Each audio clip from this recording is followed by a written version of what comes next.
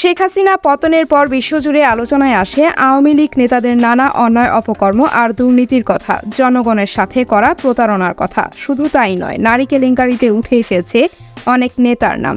গুঞ্জন আছে নায়িকা জাহারার মৃত্যুর স্পর্শ ছাড়া নাকি ঘুম আসতো না ওবায়দুল কাদেরের। আবার শেখ সেলিমের সাথে নাকি নায়িকা নিপুণের অবৈধ সম্পর্ক রয়েছে।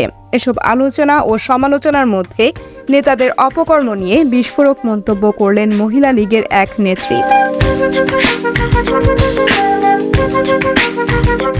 ছাত্র জনতার তীব্র আন্দোলনের মুখে 5ই আগস্ট শেখ হাসিনা পতনের পর দলটির অনেক নেতাকর্মী দেশ ত্যাগ করতে পারলেও সিংহভাগ রয়েছেন আত্মগোপনে।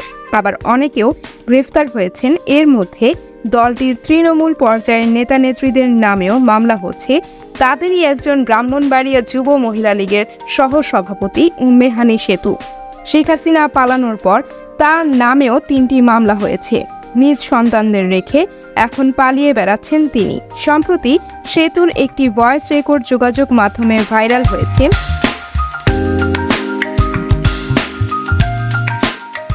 সেখানেই তিনি আওয়ামী লীগ নেতাদের বিরুদ্ধে গুরুতর অভিযোগ করেছেন, যা নিয়ে চলছে ব্যাপক আলোচনা সমালোচনা। ভয়েস রেকর্ডে দলের নেতাদের নারী নেত্রীদের প্রতি কেমন মনোভাব থাকতো তা নিয়ে কথা বলেছেন যুব মহিলা লীগের এই নেত্রী। ভাইরাল ওই ভয়েস রেকর্ডে আওয়ামী লীগ নেতাদের বিরুদ্ধে গুরুতর অভিযোগ করে সেতু বলেন, দল করেছি কিন্তু কখনো ভালো জায়গায় রাখেনি।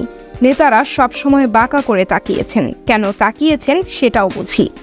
আমার 16 মাসের একটা ছোট বাচ্চা আছে। ওই বাচ্চাটাকে ফেলে আমি আপনার ঢাকা চট্টগ্রাম পরে আছি। একটা মানুষ আমার বাসায় খবর নেয় না যে আমার ছোট 3টা বাচ্চা কি খায়, বাচ্চাগুলা কি করে, বাসায় কে আছে না আছে, বাজার আছে কিনা। একটা মানুষ ফোন দিয়ে পর্যন্ত খবর নেয় না। ওই বোনের সম্মান দেয়নি, কখনোই মেয়ের সম্মান দেয়নি।